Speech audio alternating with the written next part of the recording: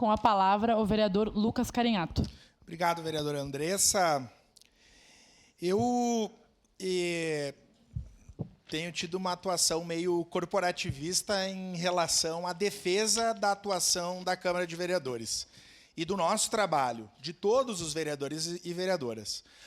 A antipolítica, que é tão presente na nossa sociedade, ataca cotidianamente, independente da posição política, ideológica, de esquerda ou direita, no sentido de desvalorizar a atuação da Câmara de Vereadores e o trabalho dos colegas.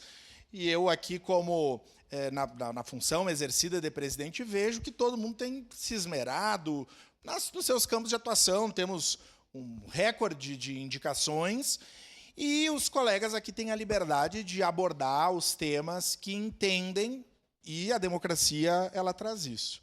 E, mais uma vez, quero destacar que ouvia muito dizer que essa legislatura ia ser um horror, que ia ser péssima.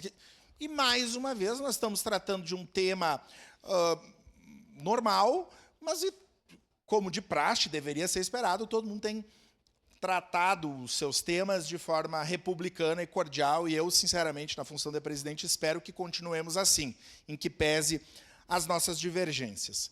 Eu estava em Brasília e a semana passada, logo vamos fazer a prestação de contas sobre a nossa estada lá, mas várias pessoas da imprensa me contataram sobre as proposições do vereador Caleb e do vereador Pedro Rodrigues, vereadores cristãos e evangélicos, acho que temos 3, a vereadora Daiane Mello, né, também é evangélica, e fui questionado sobre isso. E vários integrantes da imprensa, talvez pela minha trajetória, por ser petista, por ser de esquerda, achavam que nós teríamos, ou que eu, individualmente, por mais que não vote, teria uma posição crítica sobre esse tema. E, pelo contrário, eu acho que não, né? Nós estamos num debate muito profundo aqui dos colegas juristas e que estão na filosofia. O vereador Cláudio trazia um pouco só da história, não sou filósofo, e o vereador Frício também, né, dos causuídicos, aí, os doutos em direito.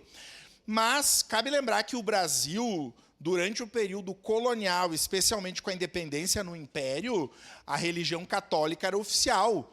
Os religiosos católicos, homens, eram pagos com recurso do erário público.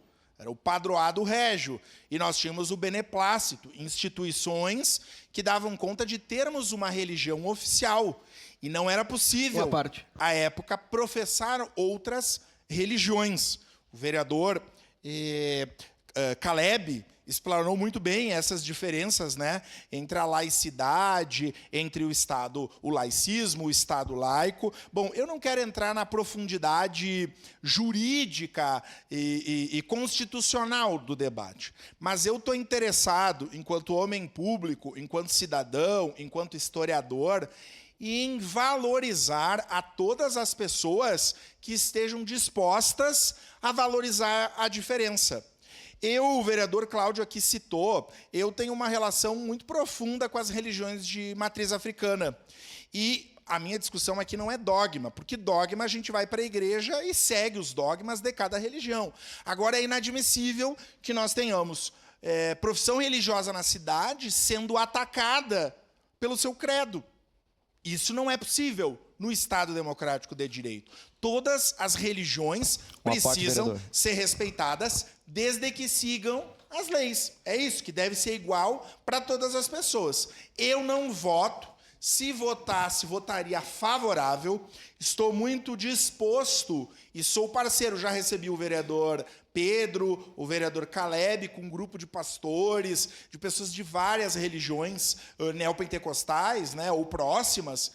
E acho que a casa precisa estar aberta a todas as religiões. Esse vereador nunca se eximiu de votação, sejam evangélicos, cristãos, testemunho de Jeová, de matriz africana, ou seja, a Casa do Porto está aberta. O que não pode haver, logicamente, especialmente com a Constituição de 88, é proselitismo religioso, ou usar da sua religião num cargo público para atacar outra. Então, como eu aqui tenho uma relação com os irmãos das religiões de matriz africana e sei que muitos sofrem ataques cotidianos, eu acho que também à frente pode ser um espaço de promoção de respeito à diversidade, que já está posto na lei mas deveria ser uma questão Peço e uma palavra. obviedade. Quanto presidente, nós vamos respeitar todas as religiões, vamos receber, e acho que a frente tem também essa função, né, de ouvir. Por fim, concluo dizendo que lá no Angelina, quando dei aula, tanto no Tancredo, no Belo, como na Angelina, no Santa Fé, sempre destaco isso, muitos dos meus estudantes, a maioria deles eram neopentecostais,